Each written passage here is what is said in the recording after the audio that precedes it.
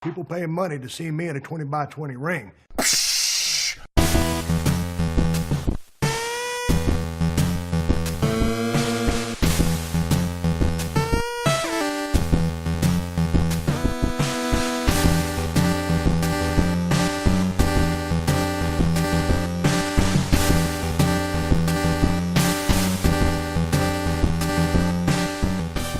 Hello again, wrestling fans. Thank you for joining us for episode 26 of the 20x20 Ring Crew. I'm Matt. I'm alongside the big man, Joe. What's up? We are watching Evolve 111, which takes place in a suburb close to Detroit, Michigan. Hello, Detroit. And it's great that we're using this as our wrestling show to watch, because you and I, over this past weekend, we're actually at Evolve 110, which took place in Cicero, Illinois, in the Cicero Stadium. And there's a lot to talk about here, but overall reaction, what would it be? Dude, I had a blast. I feel like right now, like you and I are talking to a brick wall, at least to an extent, because it seems like no matter how much we talk about these shows, Yeah. you don't get very many people willing to go and experience them for one reason or another. I mean, I'm not saying it's all those WWE fans or anything like that, but that is part of it, you know. I mean, let's face it, they're pretty stubborn. Yeah. You know. Oh, yeah. But it was a fucking blast. For those of you who don't know, Evolve is billed as wrestling for everyone, and they do have something for everyone. It is kid friendly, but you're not going to be disappointed. For all the adult fans out there, it's an awesome fucking show. As we see Darby Allin in the ring, who continues to fucking impress me every time we see him, especially live. He does some shit. And you're like, he's so small. He looks really scrawny, but he goes and he fights like someone twice his size. The first time I had ever saw him was, I believe it was WrestleMania weekend, where he was fighting Walter. And he gets in the ring, and it looks like a classic David versus Goliath match. And don't get me wrong, Walter won, but some of this shit they were doing to each other, I could not believe my eyes. And Darby Allin has definitely won me over as a performer, with his in-ring work and everything he continues to do. At our show, it was the first time he ever fought Matt Riddle, which was so fucking awesome to see. And he does a move similar to the trust fall that Kofi Kingston does, to give you guys like a barometer. Yeah. And he went to do it to Matt Riddle, and Matt Riddle moved out of the way, and he landed on the apron, like the corner of the apron of the ring, and then fell immediately to ringside area. And damn, I thought he was dead. It just sounded bad too, just like JR would say, like a sickening thud, you know? That's what it sounded like. It was fucking horrible. But he got up and he finished the match, and it was a hell of a match. I was really, really fucking impressed with Darby Allin. So we're watching this 111 here again. It's happening in Michigan. Livonia, Michigan. Livonia, Michigan, okay. I've only passed through Livonia once. On your way to WrestleMania? No, actually. Oh, okay. All right, twice. I take that back, all twice. Right. Yeah, once for WrestleMania, and then once to go visit some family. Gotcha. Okay. So this venue, again, Evolve is a very independent company. It's a very small company, and this particular venue doesn't have any guardrails. There's no room. There's no room for guardrails, right? Because if you look, there's 3-4 rows max. Yeah, very much like the old PW now the old PWG venue, the VFW hall. So Darby Allin does a lot of moves on the outside, and I'm watching. It's like, this is going to be interesting, because what do they use?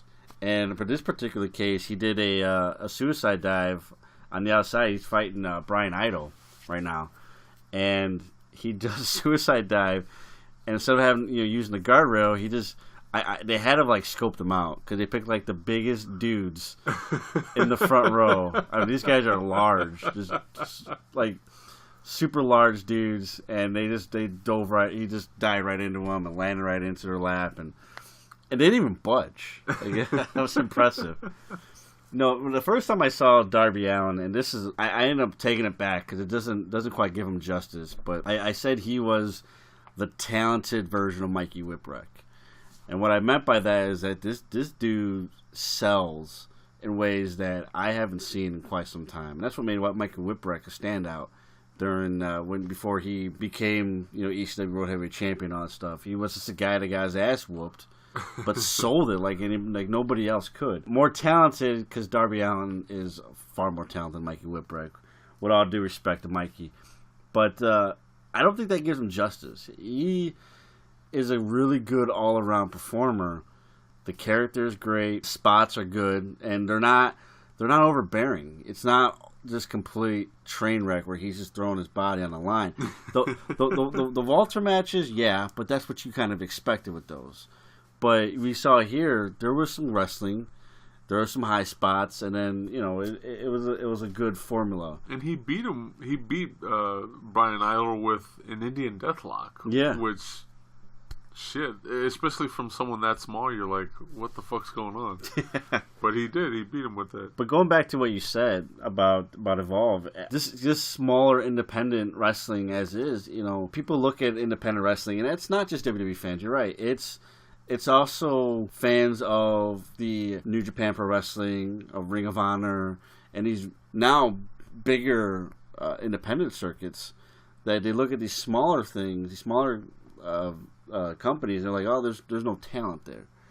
Eventually they'll get better, and then they'll come to Ring of Honor or something of that nature. And that's the mindset. And it's unfortunate because we have this plethora of wrestling out there that is so easy to gain access to. I mean, everybody has the internet. You have to be listening to the show.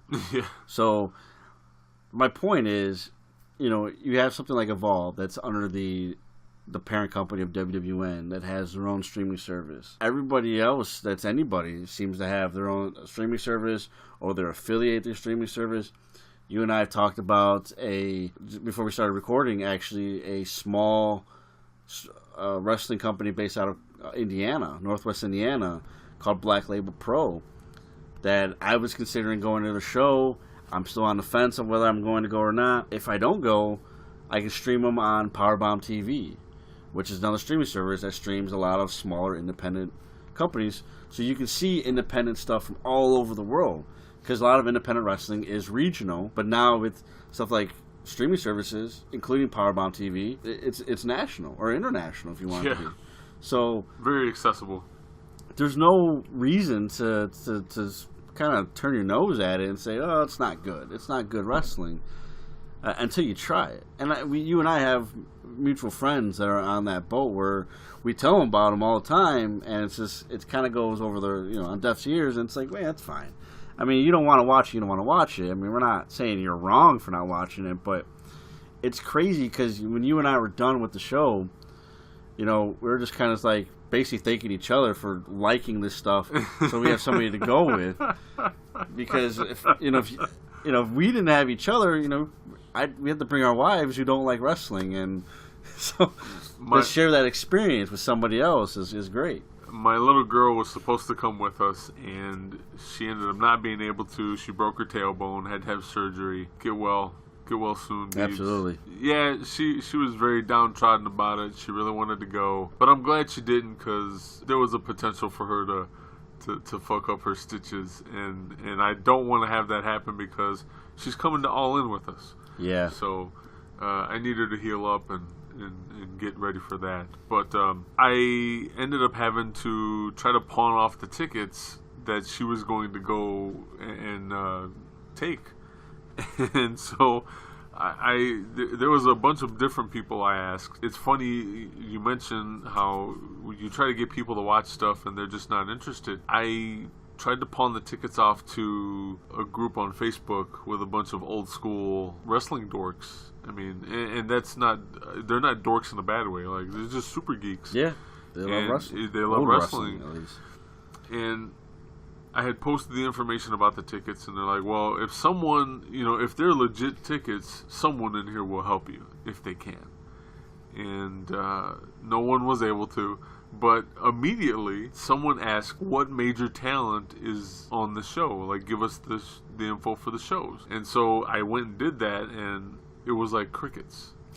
and again, it was a stretch trying to sell tickets to those guys because they only really do old school stuff. Yeah. But they will go to independent shows all the time, and now I'm pretty much under the assumption that they do go to these things, but it's only when like legends are available for autographs and shit, and they probably really don't give two fucks about who's wrestling in the ring. Unfortunately, that's kind of a shame.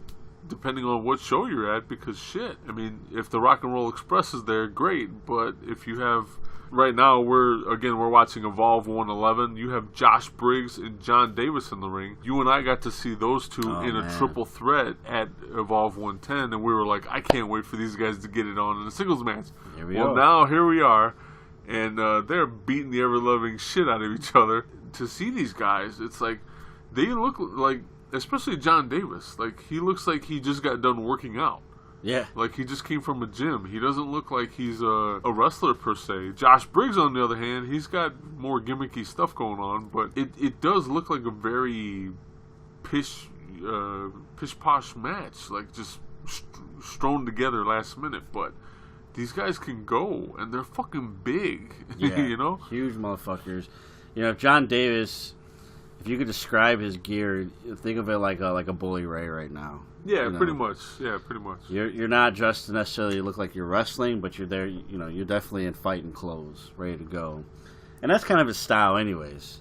It was such a pleasure to see him. I didn't think he was going to be at Evolve shows anytime soon, and when he came out, I was like, hell yeah. Yeah, that was awesome. That was a great surprise there. You know, I want to talk a little bit more about our experience, but like my initial reaction to what you're saying, you know, we talked about this, and we'll go in a little more detail a little later on the show, I promise you. But the fact that you don't have enough attention on independent wrestling is giving guys like Matt Riddle, for example, exactly all the reason to go to the WWE. If not enough people are going to pay attention to what he's doing, he's got to make his money somewhere else then. Yeah.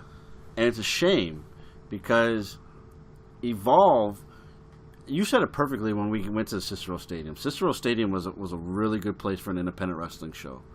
First time for me. Same here. And you know, it has you had your ringside seats, you had plenty of room behind, and then you had bleachers, but there was no bad seat in the house. So yeah, the bleachers actually started off the floor. Yeah, they didn't start on the floor, and they were on both sides of the building.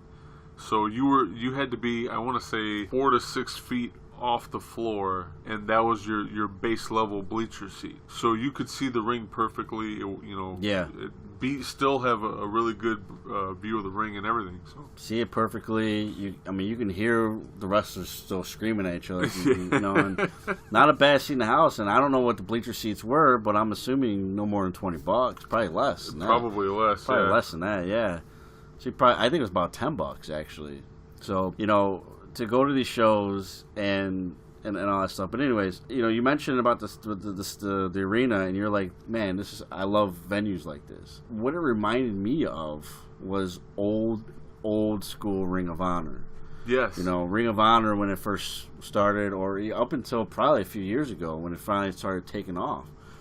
And now they're doing bigger arenas.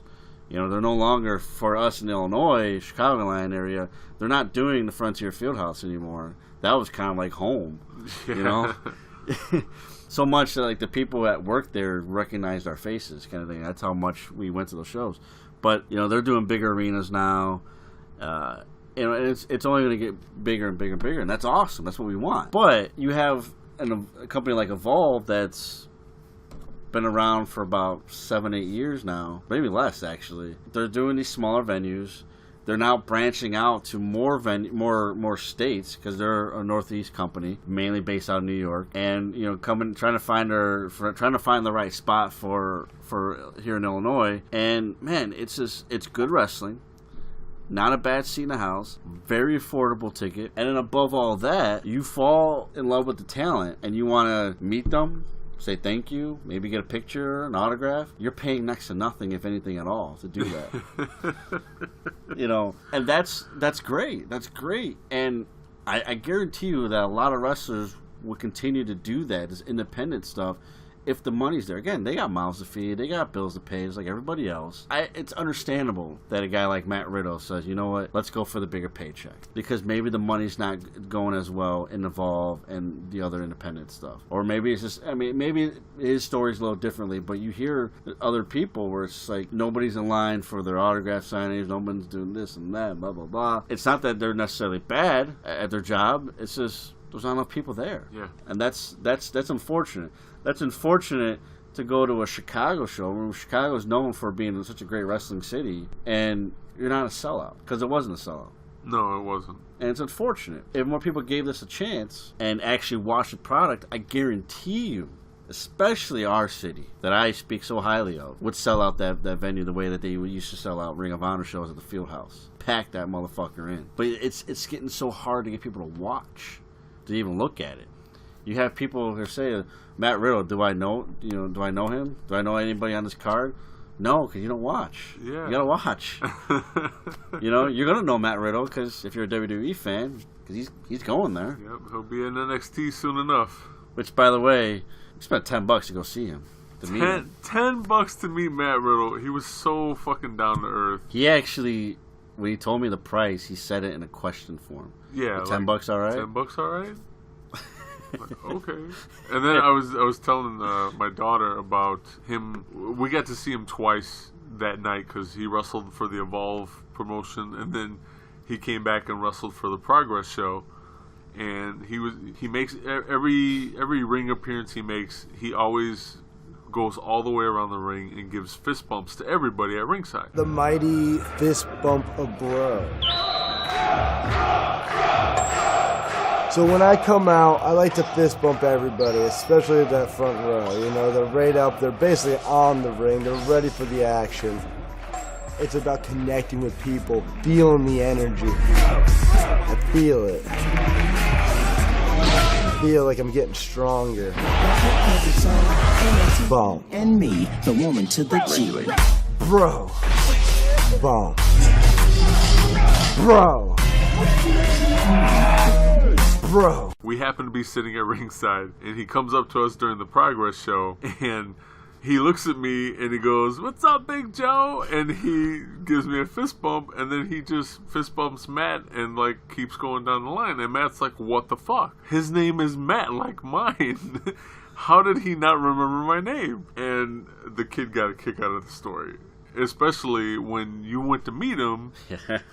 And he's like, "Who do I sign this to?" And you're like, "Matt," like M-A-T-T. And he said something to the effect of he said, "Bro, you are me." Yeah, bro, you are me. And it's like, it's just fucking hilarious. It's the beard. Absolutely hilarious. But yeah, you WWE fans or people who only digest WWE product, you're not going to get that. You're not going to get that at all. You're not going to get to meet Matt Riddle for $10 No. or Keith Lee for $10 or anything like that. We met a fuck ton of people the other night. Yeah.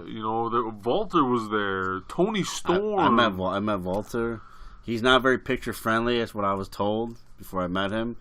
But I actually am wearing a shirt right now. Awesome fucking shirt. I bought directly through him. And I shook his hand, and he didn't dead fish me, but you can totally tell because I'm not a very big guy. I'm average size, but he's huge, and I have smaller hands. That he was trying to he thought he was gonna hurt me, so it wasn't quite a dead fish, but I went to go shake his hand, and I was like, well, that's it. You mentioned the Progress show, which I was getting to. Yeah, Progress, by the way, another one of those companies that were trying to get people to watch because it's so fucking good. They made their debut in Chicago because they're a UK company. They did their very first tour in the United States, which is pretty big for a company that's only been around for 6 years. Yeah, that is to do huge news. Yeah, exactly, and to do and not only that, but to have the following. The following that they have. I mean, people want to see Progress, and more ways than one. You know, as far as progress goes. Yes, pun intended there. But between the two shows, besides Austin Theory and Walter, Austin Theory's had a tryout with WWE. Walter definitely has been scouted at least. Mm-hmm. I'm sure has been spoken to by officials. Yes. Everybody that I've met and you met at on the show, Evolve 110 and the Progress Chicago show, all have ties to WWE in one way or another. Again, we mentioned Matt Riddle. Bro. He's going to the WWE. He signed a 3-year deal. Bro. With them.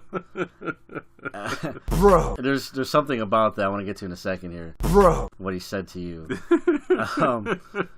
Priscilla Kelly was so great. I was so excited to meet her because I've been watching her for about 2 years. And keep in mind, she's only 21. Yeah. So I've been watching her since she was a teenager in this business. And I was so glad I got to say this to her because it's like watching her at her age, an American wrestler, because in UK it's kind of a normal thing. It's commonplace for them to be so young. Yeah, but for her to be so young and to understand the business the way that she does, holy shit! And I'm so glad. Whatever it meant to her, I guess I don't know, but for me it was just like, man, like keep doing what you're doing because you get it. Yeah. You get it. She has ties to WWE because she's going to be in the Mae Young Classic. It's already been taped. I do not know the results. I am going to keep that a secret until I watch the episodes as they are airing, starting in September, early September. Yeah, she said September. So, yeah, I'm going to keep that a secret. I don't want to know who wins, but I don't think she's going to win. I highly doubt she's going to win. But it's really cool that I follow her on Instagram, and the poster she was making obviously is something that she's very proud of, as she should be. So it's really cool. It's really cool. I got to see her, and then the Progress show. I'm talking to Walter. We part ways. He was a really nice guy to talk to. Very genuine guy. I get a tap on my shoulder. And I turn around, and who is it? It's none other than Liverpool's number 1, Zach Gibson, asking me if I would take a picture with him, James Drake, and this guy and a fan. Of course, yeah. I took the guy's phone, took the picture, and then when we were done, I was like, well, I actually wanted to come say hi to Liverpool's number 1, Zach Gibson. My God, he was so talkative.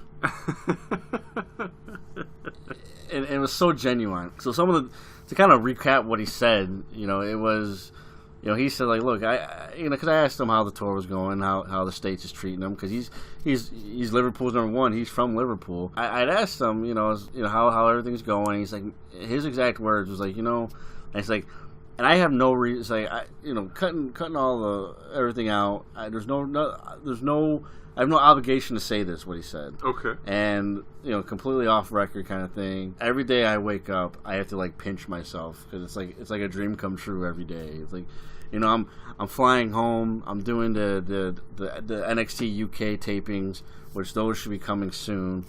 They're coming out here doing this tour. And it's like, and then being here in Chicago, he's like, last year I got to see Tyler and Petey, as he said, meaning Pete Dunne and Tyler Bate, absolutely tear the house down in Chicago, and seeing that crowd and how much they loved those two guys, basically my brothers in this ring, in this business. I was like, I wanted a piece of that. I'm just so honored to be here and do this entire international tour as it is for him. I mean, he could just keep going on and on and on, and it was so cool. Such a great conversation.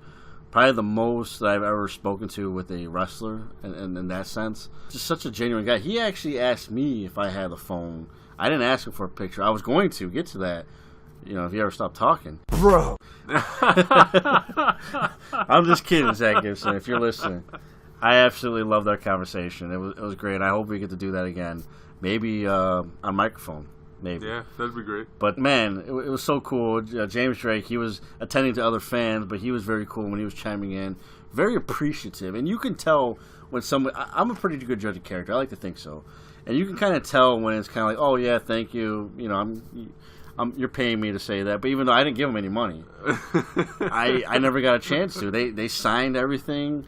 And we were so into our conversation, I never even thought, because I would have totally just whipped out, some dough. I'm like, here, well, take this. Thank you for everything, whether they asked for it or not. But I didn't even think of it until after I'm in someone else's line. They were such down to earth dudes. I'm so grateful for that.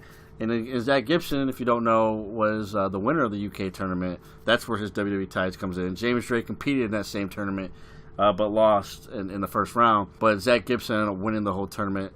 Lost to Pete Dunne for the UK title, but that's where his ties come in. And then we met Toni fucking Storm. Dude. Holy shit. Definitely one off of my bucket list, man. And, her too. She's so young. She's only like 22. Yeah. 22, 23, I think. She gets it. She already has that complete wrestling mind, and she's able to perform at a higher capacity than most of her peers. It blows my mind that she's so young and she's able to do that. And meeting her, you could tell she's like very overwhelmed by all the attention and stuff. But that was the first thing out of my mouth. I was like, lady, you get it. Like, it was an honor and a pleasure to watch you work in the ring, because it is like we don't get to see that. We don't on WWE TV. We don't get to see that, minus NXT. NXT, yes. You've got female NXT characters or performers, however you want to refer to them, who definitely can work. But she's like a natural. She's a natural, and she definitely gets it. But yeah, very cool meeting her. Minus the guy in line with us, which I was trying to explain to my wife. For those of you who don't know, there's only one rule in Progress Wrestling, and that rule is: don't be a dick. Don't be a dick.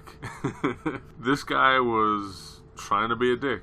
There was no singular file line for any of these people, especially Toni Storm. Yeah, it was the line was kind of a train wreck. I was just trying not to fall on my ass, because I was standing in between the big metal feet of a floodlight for, like a floor light. Right. I had ran out of cash, but Matt's like, hey, I'll spot you so you can meet Toni Storm. And I'm like, cool. So I ended up in line, and there's a guy in between Matt and I. What made it even worse for me was someone on his left, on this guy's left, had asked him where the line was. And he's like, oh, it's a zipper line. We'll just all eventually meet in the same place. It's no big deal, because we're all going to get to meet her. He sounded like he was okay with it, but the moment Matt gets up there for his autograph and picture, Matt's like, hey, are you going to get in on this? And then I was like, oh, excuse me. And I walked past the guy, and then all of a sudden he just had a major fucking attitude with me cutting in line. And then I tried to explain to him, like, hey, I'm with my brother. It's not like I'm doing it to be a dick. I'm not. I'm with him. And the guy would not take my my reasoning whatsoever. So he had some things to chime at me, and I left it alone, because I'm bigger than that. But hey, don't be a dick. Yeah, I mean, if not to get off topic here, but if he would have taken it up another notch, I mean, we could go. Yeah, we could go. Yeah, we could go. This is. Obviously, this guy doesn't frequent a lot of metal shows, because that's the type of line you see at a metal show. You take it or you don't. Yeah, you take it or you don't. You want to be a pussy, go somewhere else, because that's what it was. Like, what are you gonna? What's the point of doing that? And you're getting a little loud now, right in front of Toni Storm. You're gonna make it more awkward. It's like, just deal with it at this point. You come. How about this? How about we get our pictures? You get your pictures, and then if you still want something, say something. Once Toni Storm's out of the picture, then come say something. Yeah. But, anyways, I digress. It's over. The guy didn't do anything. He can fuck off. We got to meet Toni Storm. She was an absolute delight. She was unfortunately out of print, so we didn't get any autographs, but we paid a lot of money to get her picture taken. By a lot of money, I mean $5 each. $5. $5 for a picture with Toni Storm. Oh my God. Toni Storm, who, whether we like her or not, is going to be a focal point of WWE, at least in NXT. Yeah, oh yeah. She's obviously a front runner to win this year's Mae Young Classic. Again, I don't know the results. I don't know. Don't tell me. But but she's a front runner. Obviously, her celebrity status is skyrocketing. Even if she was at All In, which she's not booked for, at least right now. No, not yet. But even if she's not all in, you're not paying $5 to go see her. WWE, like WrestleMania Access, sure as hell ain't paying $5 to No, see her. there's no way. They get a picture taken with Tony Storm, $5. Fuck. All day long. All day. The most I paid for anything was 10. Yeah, $10. And usually that included a print. So you're talking about $5. Yeah. $5 for a picture, $5 for an autograph. I mean, It was ridiculous. Absolutely ridiculous and unbelievable. ladies and gentlemen, you have to go to these shows. You have to go if you like these wrestlers. If you watch them on start by watching them on TV as we see the Bro come out Bro. for actually what's going to be his final Evolve match. Yeah. His final Evolve match against Drake over here. That was a good stare down between him and Walter. He tries to give him the... Oh, is he going to do it? Is he going to give him the Bro? Bro. I get he did it. That's cool. Yeah, you watch the stuff. It's kid friendly. If you got kids, you got over something you want to watch for yourself. It's cheap. It's Yeah. good entertainment. There's not anything boring about Evolve or many of these other wrestling promotions that we talk about. And maybe there's stuff out there that you want to bring to the table. And I'm always open. Hit me with something new. Even if it's nothing in my area, hit me with something new. Matt, check this out. Yeah. Hell yeah, I'm gonna check it out, and I'll form my own opinion about it afterwards. But yeah, man, you go to these shows, you see these big time names. It's like when we go into the Ring of Honor shows and we got to meet. I got to meet Austin Aries before he went to WWE. Yeah, he had TNA appearance, but that was before his second stint with TNA. Before he became the superstar. I've met Davey Richards. I've met Jay Lethal. Before they became these bigger names, you can't do that as much nowadays. No, you can't. You can't. Not that I ever did. And not for $5. Not for $5. Not that I ever did meet him, but there used to be or meet them, I should say. There used to be a time where the Young Bucks, you could just see them walking around amongst the fans. Yeah. Not anymore. Not anymore. It's not going to happen. So take advantage of it while you can and support professional wrestling, just like we did.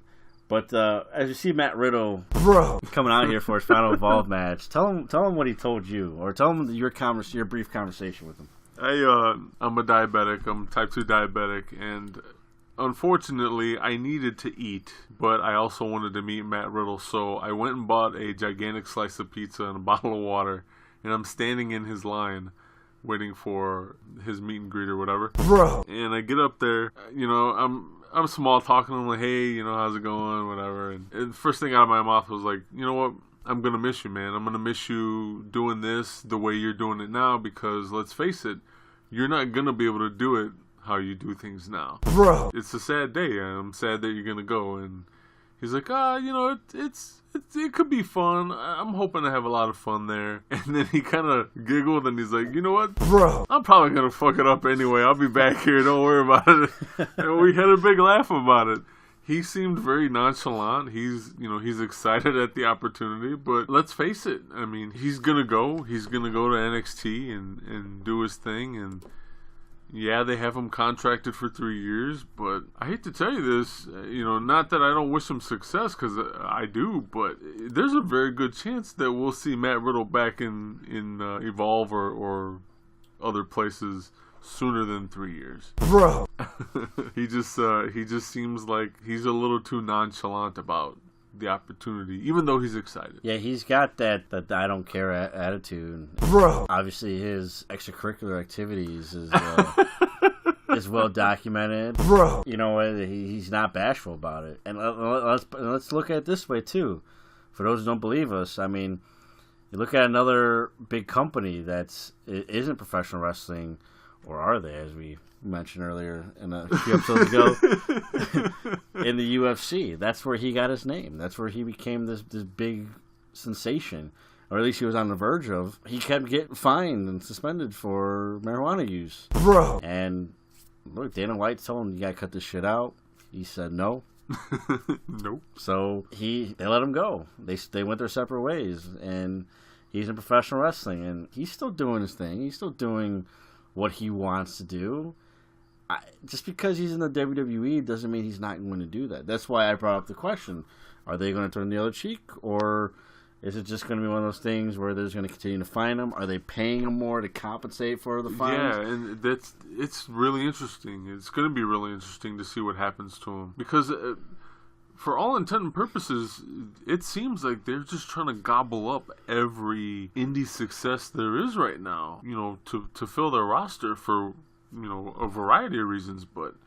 Shit, I mean, if they have it their way, there's not going to be any indies left. I mean, it really seems like they're trying to nip it in the bud, so to speak, and just stop all this indie success before it becomes too big to where they can't, do anything about it, which, in my opinion, it's already happened with that Madison Square Garden show. That was it, man. That was the straw that broke the camel's back, so to speak. Let's face it, Vince has to eat double crow on that one, man. Because not only is it at the Madison Square Garden in his own fucking backyard, but this is officially the first show in like the last 3 years, the first non-WWE show at the Garden to break $1 million gate for sure, which is fucking crazy that that's even a thing, because let's face it, that's not supposed to happen, right? The Madison Square Garden situation, it's got me excited and it's got me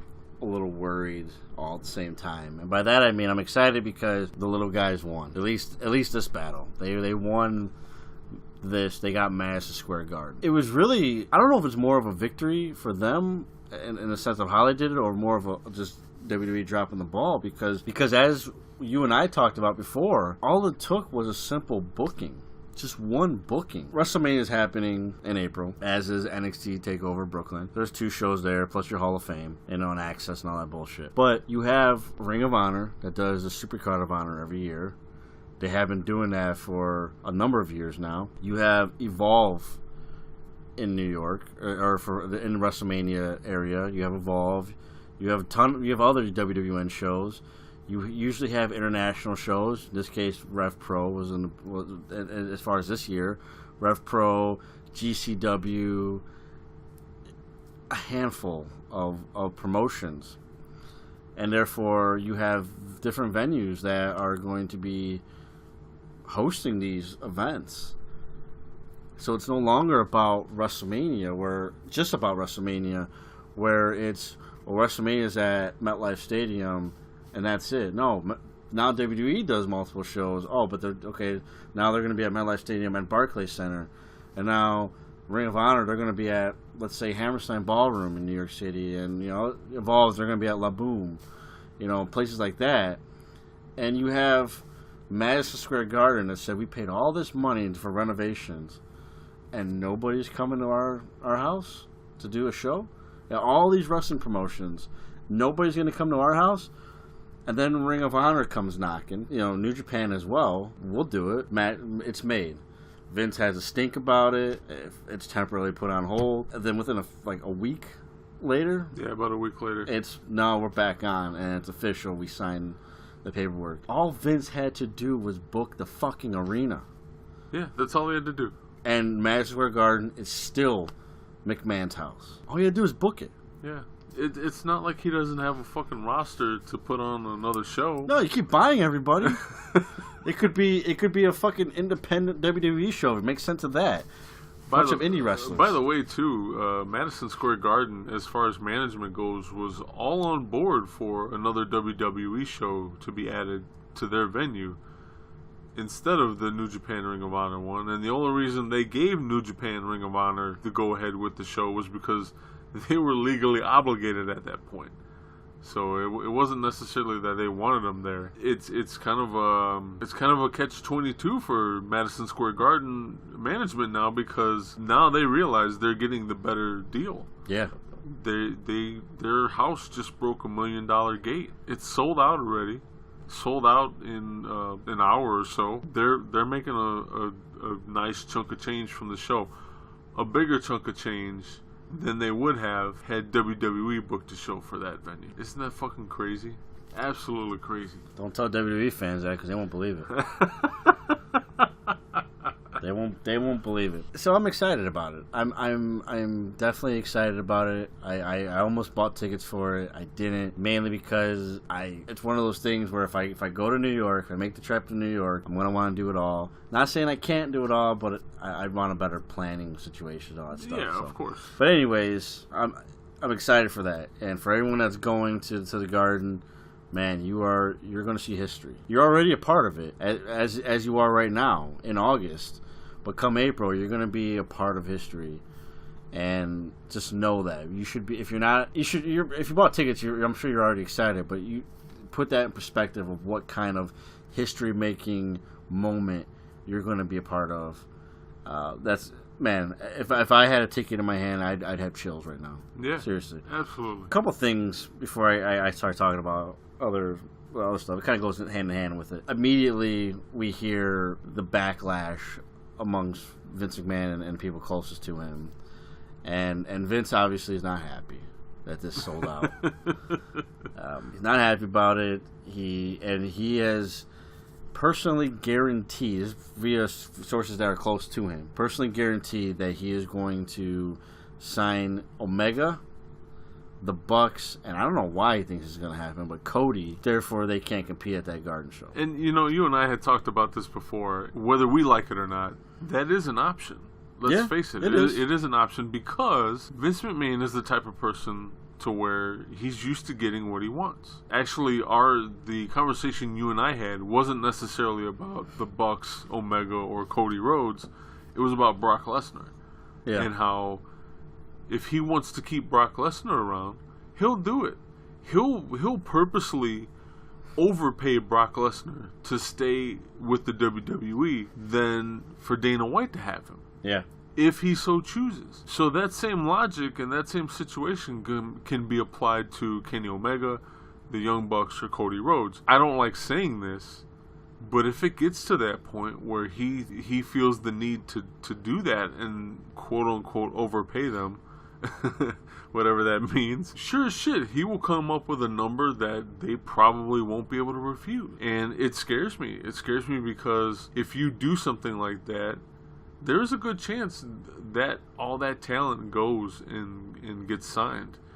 And I just hope one, that even with all their success in the way the wrestling business is, because it usually is feast or famine, I hope they don't go. I hope they don't accept that huge amount of money if that's the case, and they continue to trailblaze their own path in the wrestling business. And two, if they do go, I hope Vince finally realizes like what those guys, like the caliber of performer that they are, and just wrestling minds that they are. I'm not saying they're geniuses in the ring, but they definitely have a certain level of business acumen amongst them. Because let's face it, if they didn't, they wouldn't be as highly sought after as they are right now. So hopefully he gives them a little more freedom and leeway to do what they want to do, just as part of the WWE. That's all I can hope for at this point. See, that goes hand in hand to everything you just said. It goes hand in hand with what has me worried. We've seen it already. Guys like Matt Riddle, guys like Keith Lee, but even going deeper than that, guys like Samoa Joe, guys like Andrade Cien Almas, guys of that nature, where they sign these big independent wrestlers or international wrestlers, and for the most part, it's just to sign them. You can argue Samoa Joe has success in NXT, but I don't count NXT with WWE because NXT is a different beast. Whether it's WWE moniker or not, it's a different beast. The main show, Samoa Joe, what did he do? He challenged Brock Lesnar a couple times for the title. That don't mean shit. That don't mean shit. You can fucking put Gilbert against Brock Lesnar for all I care. It don't mean shit. Until that title has relevance again, it doesn't. Yeah. It don't mean shit. It doesn't. Give it to fucking Michael Cole at this point. I don't fucking care. Please don't give it to Michael Cole. Jeff Jarrett can be fucking champion. Oh, please. He's a better champion than Brock Lesnar. Oh my god. He's the AAA Mega Champion. You know that? He's good. I do, and it bothers me to no end, man. I hope Phoenix kicks his ass before he takes that title. He better take that title at Triple Mania. Anyways, you have these names that are not currently on the roster. Obviously, Kenny Omega, Young Bucks, Cody, and you have other guys that they're looking at. You know, Pentagon, Phoenix, Marty Scurll, Walter. You know, guys of that nature, and it's looking like for some of them that they definitely could be going. And at some point, it has to come to an end. It has to come to an end because what happens now if they do sign all these guys? Oh, it's great. We have all these guys. We have Kenny Omega in WWE. And I'm not going to go over what that probably means because I've already done that. You know, you guys want to be entertained. You probably don't want to hear me talk about that again. But what you have now is a depleted independent and international roster. Because where does it end? Do you go after Naito? Is he next? Is it Kazuchika Okada? Fuck, do you sign 50-year-old Minoru Suzuki too? I mean, where does it end? Do you do NXT Japan? You know, NXT fucking the moon? I mean, when does it fucking come to an end? And you just say, we don't need to buy any more people. We need to fucking make our people better. It doesn't matter who the fuck you have. You know, it's like, I look at it the way that I collect video games. And this is my opinion, of course. You have collectors, and I watched a documentary where you have collectors that just have almost like a hoarding problem. They just need to collect. They just need to have it. My collection, which is close to 1,800 games now, I play those games. Not all 1,800s. There's some that have sitting on the shelf for quite a bit of time. You know, I work and all this other shit.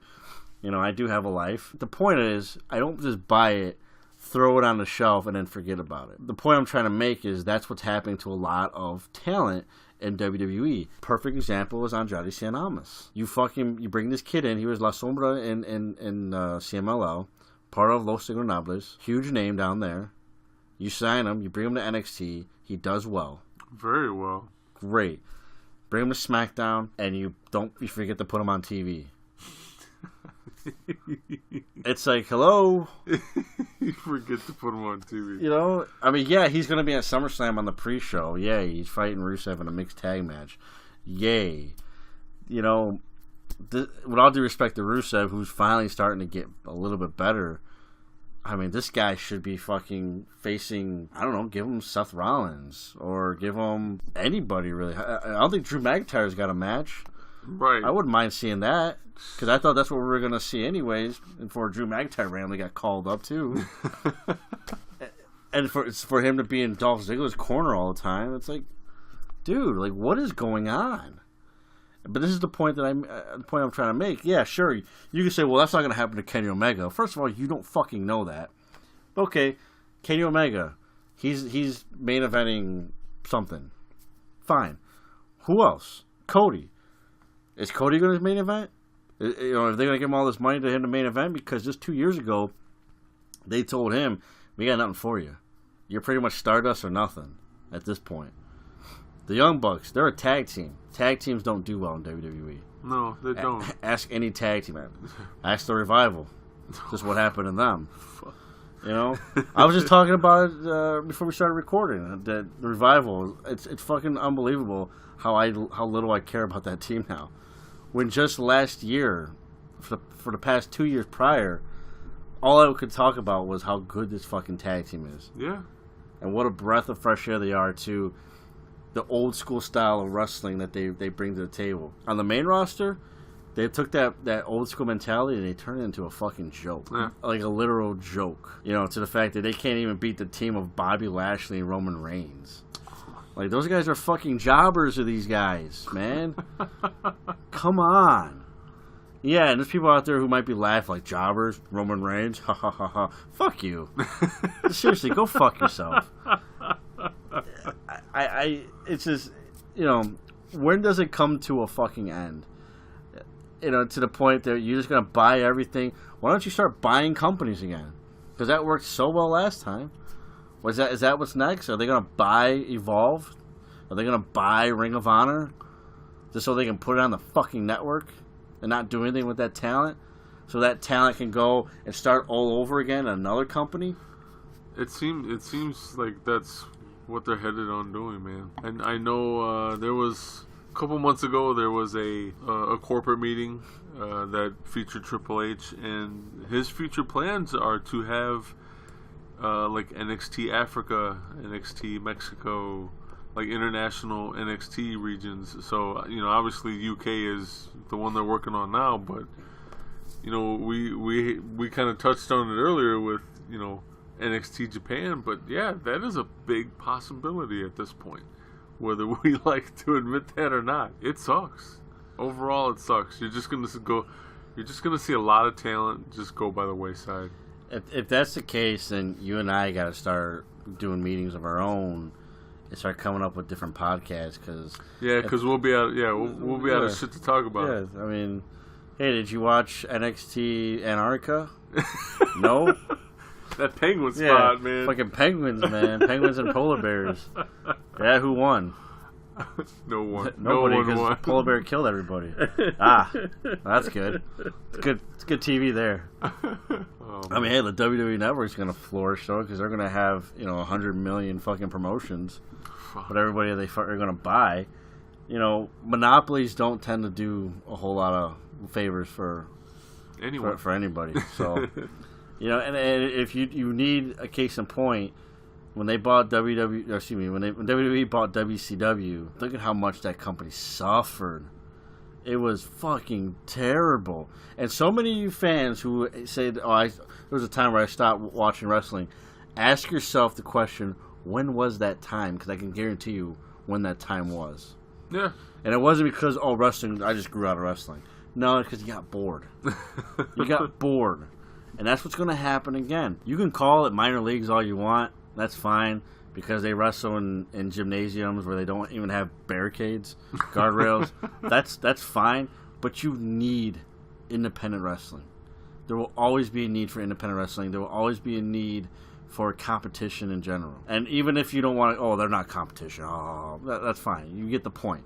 You need other companies that exist. Because that's how, as an industry, you grow. If everything's going to be the same thing, then it's going to be the same thing across the board. And eventually, it becomes redundant. And it becomes boring. And that's when you have a dark age again. We don't need a mid-2000s to occur again. Please no. We've talked about it before. And I know the old-timers don't like it when I say this, but we're in the midst of a golden age again. Yeah. Yep. Keep it that way, please, for the love of God. And let's face facts here. If Omega and the Bucks and Cody decide to take the big paycheck and not do the Garden Show, that Garden Show is going to still be fucking fantastic. Yeah, yeah. Yeah, so I'm not worried as far as the short term. Yeah, it would suck, and I'd have a lot of people saying, "See, I told you so." That's fine. It's the long term that I fear. That if they get them, where does it end? When does it stop? Because if I start seeing Naito in a WWE ring, oh man, that's more heartbreaking than Kenny Omega. Yeah, absolutely. Any of those guys. Yeah.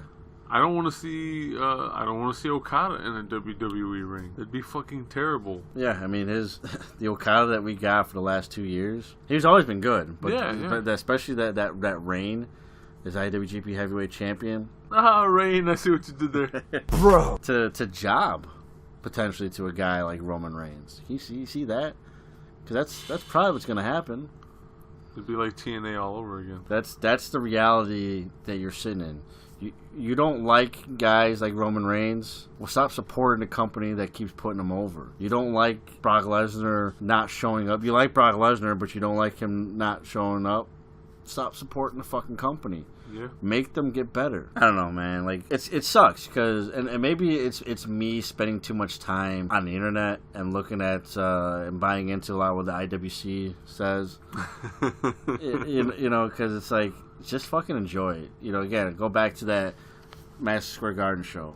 Again, if you're gonna be the same way that we feel about All In, if you're gonna be at that Madison Square Garden show, fucking enjoy it. Take it in. You're part of history, just like we're gonna be part of history at All In. I can't wait. Speaking of All In, we got a pretty stacked card that's like being somewhat finalized. It's pretty final, and before we get to it, we're gonna take a small break. Oh, we're gonna break soon? Yeah, we're gonna break. We gotta pay some bills, man. Oh man, we gotta get our bills paid before WWE tries to buy us. Can't have me. We'll be right back. Stay tuned. Hello, wrestling fans. Matt here, and I have a question for you. Do you think you know more about wrestling than the 20 by 20 Ring Crew?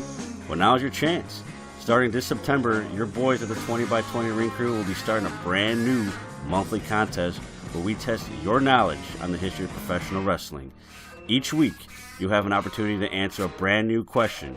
Be one of the first 20 people to answer correctly, and you'll be entered in the drawing to win cool prizes.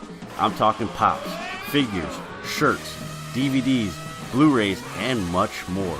Visit 20by20crew.com/podcast/Instagram for more details. And now, enjoy more of the show.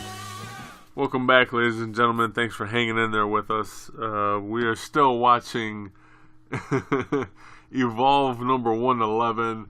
We are watching the beginning of the main event, which is AR Fox with Ayla and the Skulk in a triple threat match for the WWN Championship, currently held by the bad boy Joey Janela.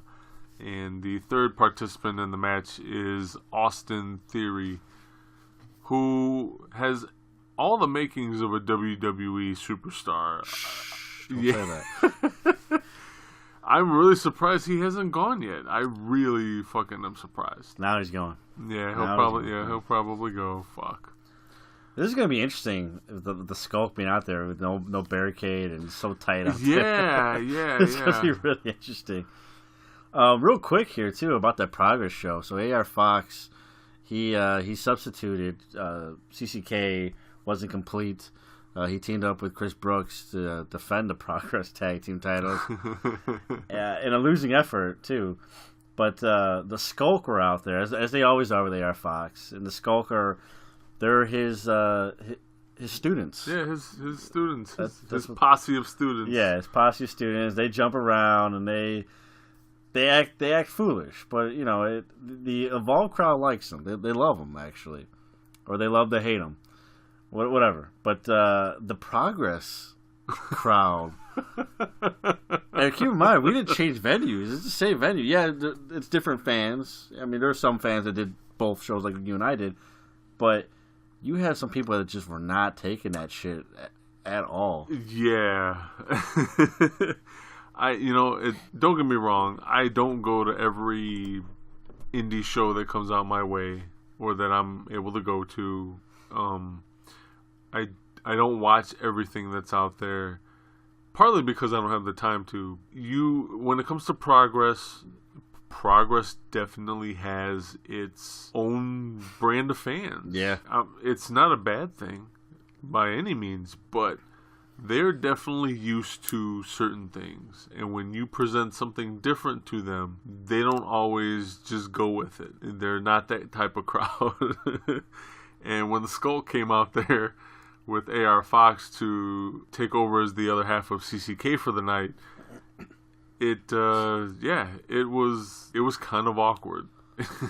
Yeah, I was, as a fan, I was feeling a little awkward, and it's like, this has nothing to do with me. Yeah. I mean, you had one fan yelling at Alanis, Adrian Alanis, who looks like Roman Reigns, by the way. They were yelling at him to get the fuck out of his way. Yeah. The exact words. I believe the guy was like, I didn't pay $75 to see your ass, so get the fuck out of the way. You know, ladies and gentlemen, if you agree with that guy, that's fine. It's your opinion. But you have to understand, this is professional wrestling. This has always been a part of the business. Whether you like it or not, that's just what it is. Speaking of Janela here, I hate any time that CM Punk has one too. The Danzig. The Danzig shirts. Yeah. we don't do Danzig around here, ladies and gentlemen.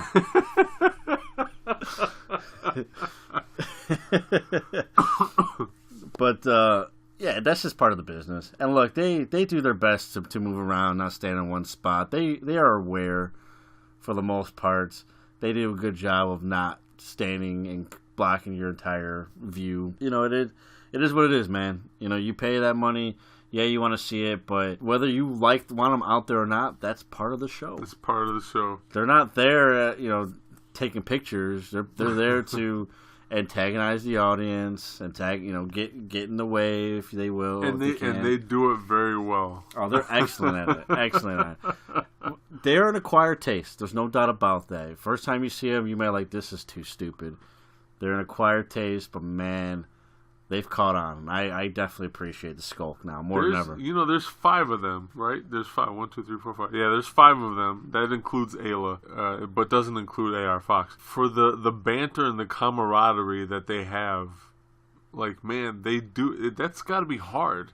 It's got to be hard to throw jokes on the fly with 5 different people, and it not only makes sense, but it be funny and entertaining or aggravating or whatever emotion you're trying to get from the crowd. It's got to be a pretty fucking hard job, but they do it. They're all young. They do it really fucking well. They're your typical heels. If let's say the Skulk was in your corner and you threw a closed-handed fist, I'd be legal all day. But if I do it, hey ref, do your job. It's disqualification. It's shit like that. Again, it's if it's annoying, it's supposed to be annoying. It's just great heel work. But anyways, we gotta move on. We can talk about these guys all day.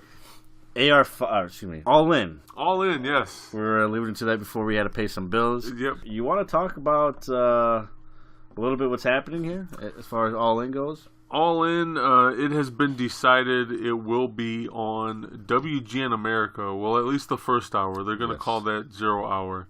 0 Hour is going to take place, I think, at 6 o'clock Central Time. 6 o'clock Central Time. And so WGN America, for those who have it on their cable package, will be able to watch the first hour of All In for free. And then after that, you have to order it via traditional pay-per-view means or get it on the Fight TV app. It is available on Fight TV. September 1st, Sears Center, Hoffman Estates, Illinois, right outside of Chicago. I don't know about you, but I'm going to take the time to plug Fight TV right now because guess what? You can't make it to All In? Hey, that's fine. It's going to be on Fight TV now. Guess what? Matt and Joe here, 20 by 20 crew. We're going to give you $20 towards All In. All you have to do is sign up through the 20 by 20 crew's website for the Fight TV app service. Be a new user, and you're going to get $20 of free credit right away, right off the bat. And guess what? If you so choose, you can use it to watch All In. How about that? Get All In half off. That's fucking crazy, dude. And you get to keep it. Forever. Watch whenever you want. Yeah, you can watch it as much as you want. And trust me, you're probably going to want to do that more than once because of all the fucking crazy matches they're going to have. Which I'm really excited about one of the parts of the main event. So we'll get to that in a second. If you want to sign up for Fight TV through the 20 by 20 crew, you got to do that over at 20x20crew.com/podcast/fight. That's FITE. And do yourself a favor. Go enjoy some fucking free pay-per-view on us for once. Jesus, do it already. That's how you support professional wrestling. That's how, yes. Support the heels, support the baby faces if you have to. Yeah.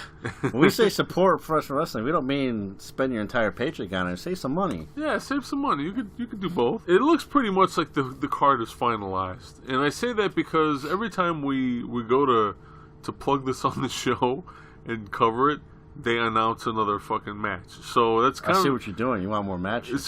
So that's kind of the reason why we have neglected to talk about it for quite a while. But we're going to go over the matches they have listed and talk a little bit about them. It really is an interesting card for being kind of pulled together within a few months. You got to remember, this is made up of indie wrestlers, and they have multiple schedules to maintain on top of this show. So the people that are involved in all this, it's just kind of fucking amazing that this is even happening. Right off the bat, you have an over-the-budget battle royal featuring Moose, Jordan Grace, Colt Cabana, Ethan Page, Rocky Romero, and 10 more wrestlers to still be announced. Both men and women, by Both the way. men and women. It will be an intergender battle royal, which I have never witnessed. Intergender? No, I don't think I have either. So that'll be a first. It's a clusterfuck, I'll tell you that much. You have the Briscoe brothers from Ring of Honor taking on Them boys. taking on Kazarian and Scorpio Sky, which is SCU. Yes, SoCal Uncensored. SoCal Uncensored, also a Ring of Honor tag team, who kind of does the Freebird thing because of Christopher Daniels being involved. Yes. Hell of a free match to catch, too. Yes, that is also one of the free matches on WGN America. And let me tell you right now, if you have not seen SCU in any form, or the Briscoe brothers, you are in for a fucking fight. Especially with the Briscoes. Those guys fight like rabid dogs. And I can't wait. They're going to tear the fucking house down. Yeah, absolutely. To go back real quick to the Battle Royal, too. Yes, please. It's important to note that the actual winner is going to get a shot at the Ring of Honor World title. And I find that intriguing because you have women involved in this, too. Wouldn't it be the damnedest thing if a woman actually gets a shot at the Ring of Honor World title? That would be nuts. And it's multi-layered here because it's not just that. It's not just that a woman could possibly win a shot at a men's title. Also, you have people from, like, representing different promotions who are exclusive or, who do most of their work for a certain promotion, like Moose. Moose and Impact Wrestling. Moose and Impact Wrestling. So for him to get a shot at the Ring of Honor title, that would be fucking huge. Yeah. Not just for indie wrestling, but for Impact Wrestling. Yeah, you have guys. I mean, it's a small list here, but let's look at Ethan Page. I don't recall him being in Ring of Honor, doing anything in the Ring of Honor. No. Jordan Grace, the same thing. Same thing. And she's currently right now the only female in this match. And then Rocky Romero, he's done things with Ring of Honor, but it's mainly, especially lately, he's been under the New Japan moniker. Yeah, he's a New Japan guy right now, so that'd be crazy for him to get a Ring of Honor. So the only Ring of Honor guy on here is Colt Cabana. and he's just a color commentator. He's a color commentator now. He's Chicago's own, and this is a Chicago show. But I mean, and not only that, but we still have 10 more people, 10 more names to be announced. Yeah. So I tell you what, man, if you are on the fence and you have WGN America, please tune in. If you listen to my words, tune in and see the type of energy you're gonna see at that All In show and the matches that you're getting. Battle Royal, interesting concept, especially being intergender, and then you get the Briscoes, who's still I know everyone talks about the Young Bucks. The Briscoes have remained my favorite tag team throughout professional wrestling. Throughout all the years, with all the new names coming in, the Bucks and all that stuff, it's still about them boys. Mainly because I'm afraid to turn my back on them. And then SoCal Uncensored, Kazarian and Scorpio Sky, who's finally getting some recognition in his name. Man, that dude about can damn go. time. Man, that's what a hell of a way to just kick off All In. Free for everybody else out there. WGN America. I hope you have it. If you have it, check it out. And then we go to a four-way women's match. We're on the main show now. Yeah, this will be the first match of the main show.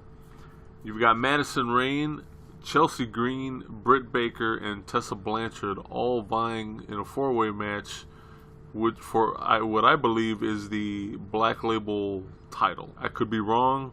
I could have got the promotion wrong, but I'm Black Label Pro. Black Label Pro.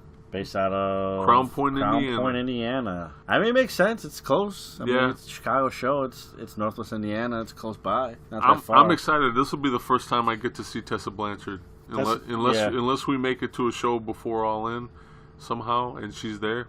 Yeah, this will be my first time. Yeah, Tessa Blanchard. Actually, I'm looking forward to going to meet. I'm looking to meet her the following night. Actually, at Warrior Wrestling, doing a meet and greet. Oh, sweet. So she's definitely tearing it up. She has been for quite some time, man. I know she is the current Rise champion. It's only a matter of time before she takes that Impact Wrestling Knockouts title. Yeah, they're working on it. So, you got Chelsea Green, who actually just recently left Impact Wrestling. Yep. She's still doing good things. And then Britt Baker, I've seen a few of her matches. She's a good talent. Madison Rayne, probably my least favorite out of the four in here. Yeah. But she can still put on a decent match. But I'm looking forward to see Tessa Blanchard work live. This is my first time seeing her. She's an absolute powerhouse in that ring, and I can't wait. I can't either, man. Hell of a way to Can't kick off the main show. either. And then you have the third member of SoCal Uncensored in Christopher Daniels taking on Green Arrow himself, Stephen Amell, which I'm. How you feel about this one? I don't know. I honestly don't know. You know, when Stephen Amell got kind of hooked up with the Bullet Club in I think it was September of last year. Sounds about right. He did a spot for them in San Antonio at a show, and I wasn't privy to it when it happened. I just heard that it happened, and I heard the results of the show. But it's been interesting ever since, and it's to my understanding that this is going to be his first full-fledged pro wrestling match. Okay. So Yeah. I guess the last spot didn't count for whatever reason. Right. But yeah, he's taking on Christopher Daniels, who fucking Ring of Honor vet, multi-time champion, multi-tag champion, and he can still go. I mean, he's up there in age, but he can still go. And like Ring of Honor is like the fucking house that Christopher Daniels built, more or less, you know. For sure. So this is going to be really fucking interesting, especially if they play it up as SoCal Uncensored versus Bullet Club. Which I'm assuming they are, because that's kind of the part of the reason he's part of the show. So The way I feel about this match actually is obviously there's no excitement for me of Stephen Amell making his. Yeah, I mean he's a good actor. I might. I've watched a little bit of Arrow. It's a decent show. I'm not excited, but it is going to be interesting. It's gonna be interesting. You know, if you're gonna put him in there, you gotta. I wish Christopher Daniels had a better opponent for this match, for this show. But if you're gonna put Stephen Amell in the ring, Christopher Daniels is a great pick, because obviously there's not many guys who are better ring general, and there's pun intended with that one.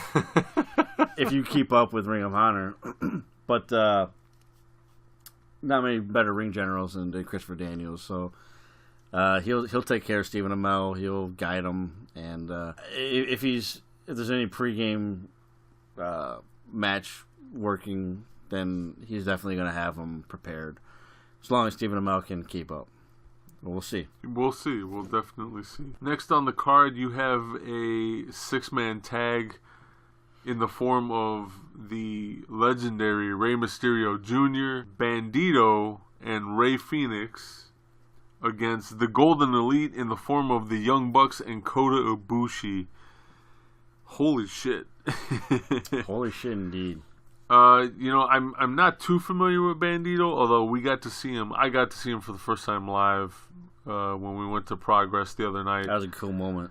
Man, Really they won the cool moment. Progress Tag Team Championships. Him and El Flamita again from CCK in the form of Chris Brooks and AR Fox. Kid Lycan is on the mend with a broken collarbone, so he didn't perform. Although he was in attendance, we did see him in the bleachers for different spots of the show. But this is going to be crazy. Bandito is built like a brick shithouse for being that small of a guy. And for him to do things like he was doing and wear a mask, it's fucking crazy. And then you've got him teamed up with Rey Mysterio and Phoenix. For those of you who have Netflix, do yourself a favor, go check out Lucha Underground seasons 1 and 2. You get to see a lot of Phoenix on there. Hell of a worker. He's also on Impact Wrestling frequently. He's also on Impact Wrestling. This match, it's not even one of the main event matches. No. It's just it's a mid-card match. And, dude, I can't fucking wait. It'll be my first time seeing Kota Ibushi live, so, I can't wait. Now, two things here. Bandito, again, I mentioned cool moment. He had a really fucking cool moment with the Chicago crowd at the Progress show. I wasn't aware of the dollars being Yeah, thrown. it's tradition in lucha. When it comes to lucha wrestling, it is tradition for the crowd, if they are pleased with the performance of the luchadors, to take money and throw it into the ring. And I had no idea you did not know that. So while we were at the Progress show, El Flamita and Bandito win the tag team titles, surprise the hell out of everybody, Oh yeah. and the next thing you know, they're in the ring celebrating, and you just see wadded up bills come flying in the ring. And I sat and explained it to Matt, like, this is just tradition. This is what you do for luchadors that you enjoy. And Bandito was like damn near in tears. Yeah. Well, there was also an all in chant. Yeah, there was an all-in chant. And yeah, he definitely was. When he said "Thank you, Chicago," you can definitely hear it in his voice. Yeah. It was a really cool moment, and that was my first time seeing Bandito live. I honestly couldn't tell you if I've seen a match prior. To be honest with you. Yeah, no, same here. But apparently, what got him signed to All In was the way he's been tearing it up on the indie promotions. So Awesome. he must be doing something right for them to have asked him.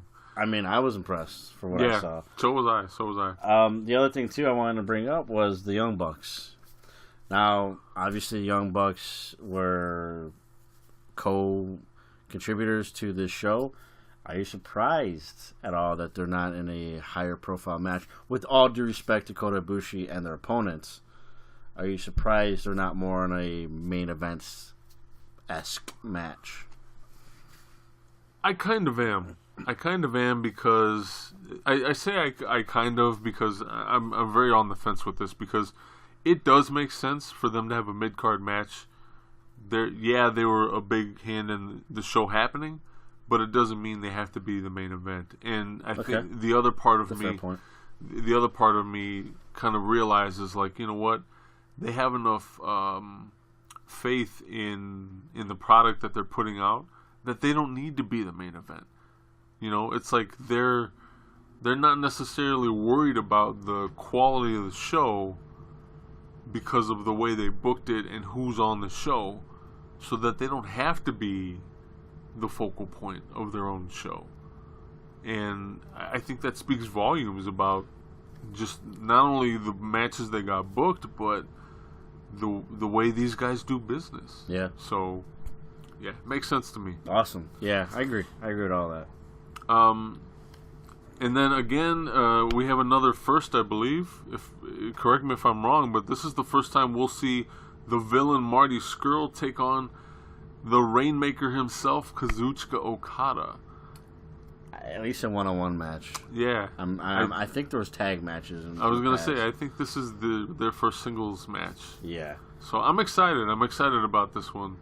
Also, two New Japan guys. Well, Marty's Ring of Honor, but does a lot of work for New Japan. Yeah. Rainmaker just came off of a World Championship year-long reign. Just about 2 years. 2 years. And almost won the G1. And then almost won the G1. It'll be cool to see him with his little different persona that he's going on now with the red hair and the balloons. No Gato. No Gato either. Gato, yeah, yeah. they split ways, so Gato's not going to be by his side, as far as I know, for this show. So still another match that I'm looking forward to, man.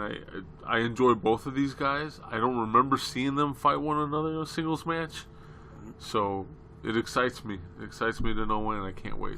It's going to be good. Okada, who to me is the better wrestler here, he's going to push Marty to the limits, and I'm really going to dig seeing Marty go to a different place as far as his in-ring work. I mean, he's still going to do his spots, or at least attempt to do them, and that's cool.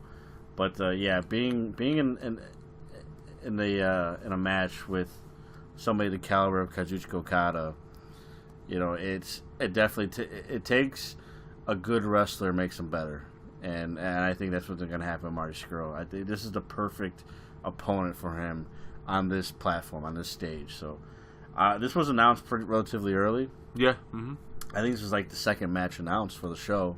Yeah, second or third. Yeah. Yeah. So yeah, it's going to be good. It's going to be a really good match. One of my favorite matches as far as the the pre-show or the before the live show. One of my favorite matches to be hyped about. So I'm excited about that. Up next is the bad boy Joey Janela taking on He's a bad boy. taking on Hangman Adam Page. I'm more excited about this match now after watching Adam Page's G1 performance than I was previous to that. He has become like the fucking premier guy Oh yeah. to watch right now. It's all making sense to him. He's very fluid in the ring. He's pulling off shit that you normally don't see him pull off. And for him to go up against Joey Janela, holy shit, that Joey Janela is like all over the damn place. He's very versatile. He's a light heavyweight. He's a heavyweight. He's a hardcore wrestler. He can do it all, and in the fucking he can turn on a dime and just hit you with something else. And it's gonna be really fucking interesting to see the newly leveled up Hangman Page take on somebody like this, especially if who is that, Penelope Ford. Yeah, who's at ringside with Joey Janela. So we'll see how it goes. Yeah, you kind of beat me to it there. Hangman Page, that G1 performance, 6 points or not. I don't think many people stood out more, especially in that A block, than Hangman Page. Not for me, man. Yeah, I mean, obviously Kazuchika Okada had a good run. Tanahashi had a good run, but you expect those guys to. Yeah. Mm-hmm.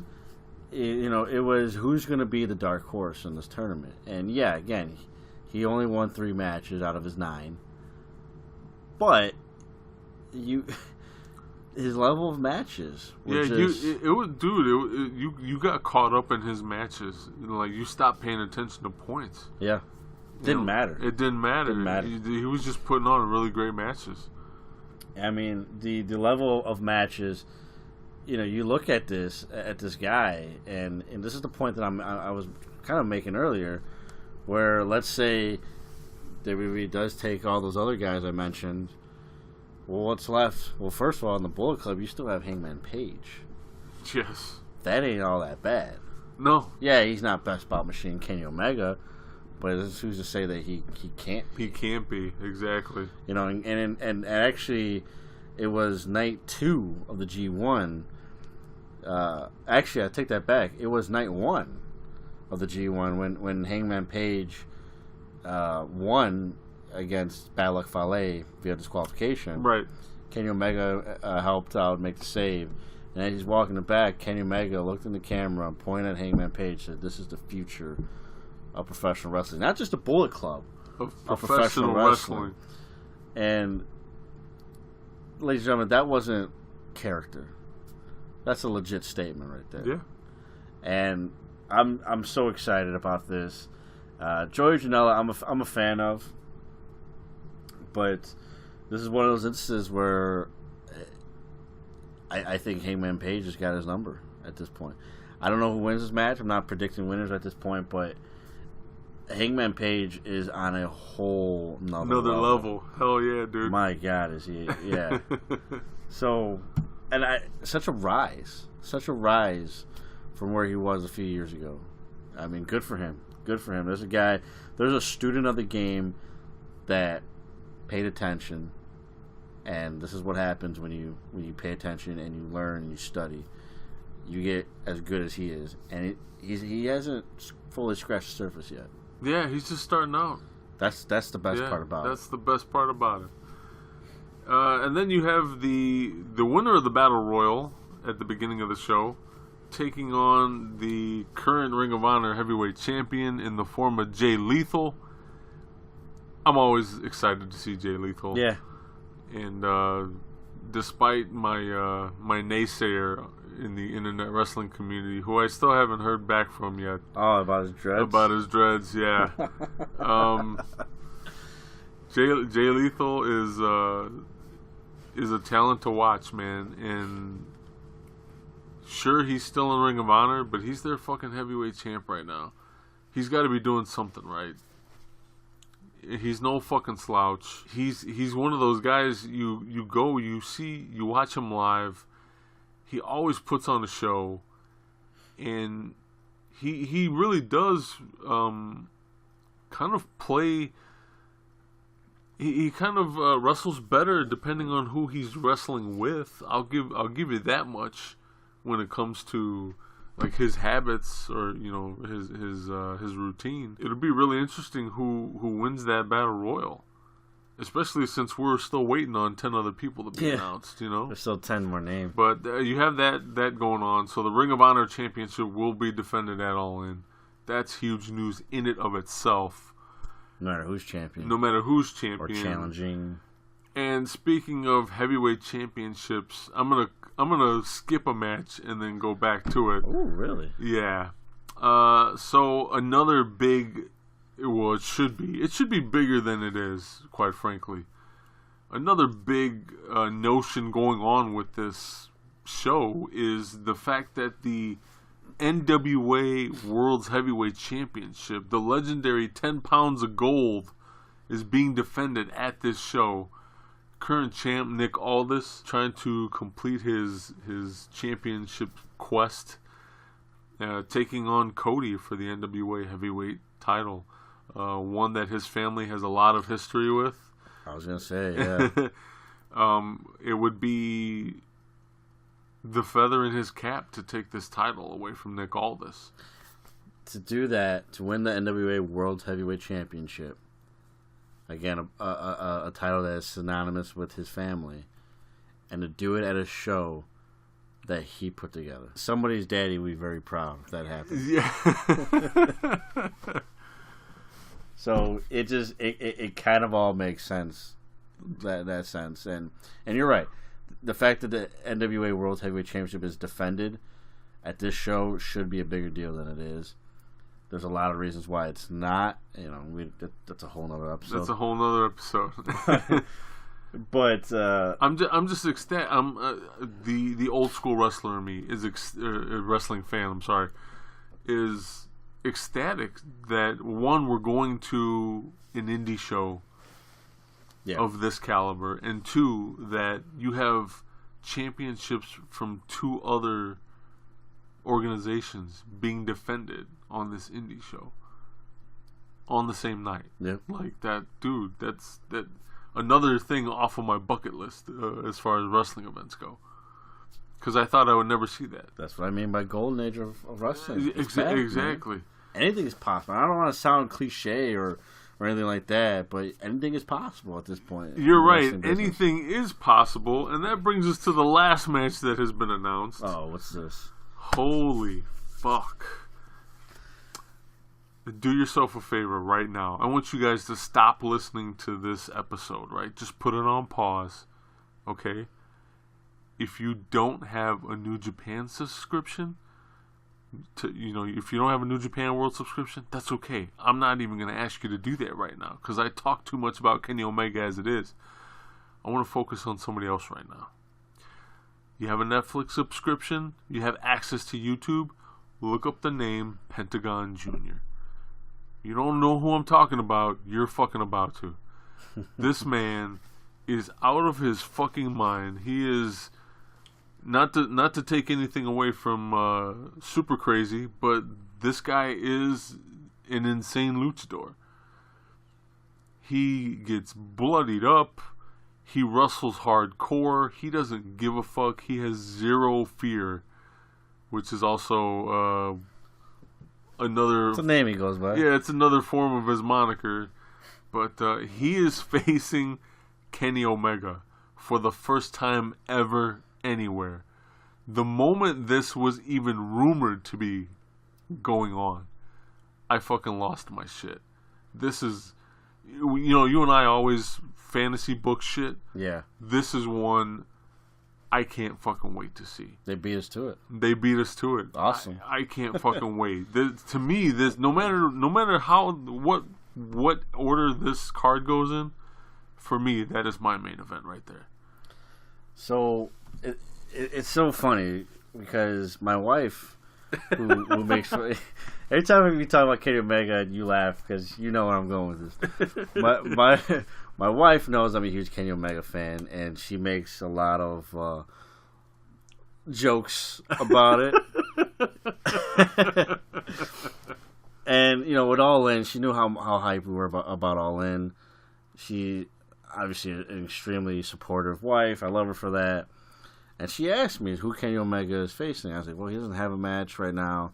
I was like, he's kind of hurt too, because it's another time he was dealing with the G1 with the heel. Dude, I got so scared because, you know, they announced he had the fracture in his heel, Yeah. and then all of a sudden he gets pulled from the Golden Elite match because it was supposed to be Kenny and the Bucks against Mysterio, Bandito, and Phoenix. Okay. So they pulled him, and I'm like, fuck, man. He's out. He's out, and, like, don't get me wrong, like, it would have been okay with me. Sure. I mean, It would have been he's hurt. It would have been disheartening, but it would have been okay with me. We did get to see Kenny Omega wrestle Yeah, live before. we've seen him live before, so You know, but yeah, I mean, if you're hurt, you're hurt. You can't go, you can't go. But she asked me, he's like, well, you know, this is kind of like a dream thing kind of thing, right? So who would you want to put him in there? My exact answer was Cero Miedo. And she's like, who's that? And I showed her who I was talking about, and I was like, he's my other obsession. So you got two of my favorite guys in the business today, and when you told me that this was going to happen, I had goosebumps. I was like, you gotta be fucking kidding me. As if this show couldn't get any better for me. Kenny Omega versus Pentagon. I mean, that right there is indeed a fucking dream match. The two guys who wrestle for completely different companies. You know, Kenny Omega, New Japan. You know, he does spots for Ring of Honor too. You know, Pentagon, who wrestles in every other company but those two. Exactly. Jesus, he's all over the place. With so many fucking names, it's hard to keep up with sometimes. But, I mean, man, you can catch this guy on Lucha Underground. You can catch him on Impact Wrestling. You can catch him on PCW Ultra, which we've talked about in the show. PWG. You can catch him on All In. You know, so that right there is indeed a dream match. No titles necessary. No anything necessary. That's a dream match. Kenny Omega versus Pentagon. Who's going to win this match? I don't know, but I'm sure fucking excited. I'll be there live to find out. Yeah, I don't think there's gonna be a winner, man. No? They're gonna go fucking full throttle, and they're both gonna come out of this fucking bloodied and beaten, dude. There's just no way. There's no two ways about it. So it's a Pentagon match. Pentagon can fucking wrestle with the best of them. Oh yeah. But he has a tendency to go in extreme. I take it this match probably be the same thing. He goes. For me, it is. Yeah. Yeah. Oh yeah. I don't think there's any way Kenny Omega escapes that ring without being bloodied, which excites me. Man, dude, it's gonna be a hell of a match. It's a scary dude to be. He's scary. He's so fucking scary. But that's your all-in card thus far. Yeah. Again. We've waited a little while to cover this because they keep adding fucking matches and changing matches. So this looks to be the finalized card. We're about 2 weeks away. Yeah, I'm to say that I'm excited is the understatement of the century. We're 15 days away from All In. You believe it? It's here. Dude, It's right. here. It's right around the fucking corner. You know, the one of the biggest shows that you and I will ever be at is here, because my wish is that All In happens next year and the year after that and so on and so forth. But no matter where it's at, we were at the first one. We were at the first one. Absolutely. Just like those people that are around today, and I'm sure it's many because it was only a little over 30 years ago, but that were saying that they were at the first WrestleMania. First WrestleMania, yep. No matter how we feel about the company right now, to say you were at the Garden for that first WrestleMania, has to be a cool fucking thing. Oh, hell You yeah, know, the dude. very first, you know. Hell yeah. So here we are, on what I hope to be, and again, don't shoot at me, I'm not saying this is going to be the next WrestleMania, but the next big wrestling event, and we were at the first. I can't wait. The little engines that people said couldn't, they did. They did. And good for them. They're going to make a fuck ton of money. Sold out. Sold out, 30 minutes. Faster than the Garden. I know it's smaller than the Garden, though, too. Still. But still, faster than the Garden. Yeah, I mean, I cannot fucking wait. This is the reason why we do this podcast. It's for shit like this that bring out the love and passion for professional wrestling. When the wrestlers have it, it's so easy for us as fans to have it because it's just so goddamn fun. Yep. And that's all we ever want from professional wrestling. Be fun. Have some life, have some spirit. And that's what All In's all about. I can't wait to see Rocky Romero again. The last time I saw Rocky Romero was at a Ring of Honor show, and he was such a fucking heel. Forever Hooligans? I don't remember if he was part of that yet or not. I just know he came in and he was a heel to anyone and everyone, including the kids in the audience. And there was a little girl, I want to say she was probably about 7 or 8 years old. She was with her parents, and she was sitting in front of us. We were like 4th or 5th row, so she was like 4th row, whatever row was right in front of us. And she just started like going at him. Like, he would give her shit, she would give him shit. And everybody started sticking up for this little girl. Like, yeah, you go, little girl. And so he came over to jaw with her again. He's like, you shut your mouth, little girl, whatever. She's like, you know what? You got chicken legs. And we all started dying laughing. It was like me and like 7 or 8 of my closest friends at the time, where we all had went to the show together. So we all started chanting, chicken leg, and we got everybody else to do it, and he didn't know what the hell was going on. He knew it was centered towards him, but he seen her. She's standing up on her seat, chicken leg, and the crowd was having a whole hell of a lot of fun with it. So I'm excited to see Chicken Leg again. And again, we're watching Evolve 111.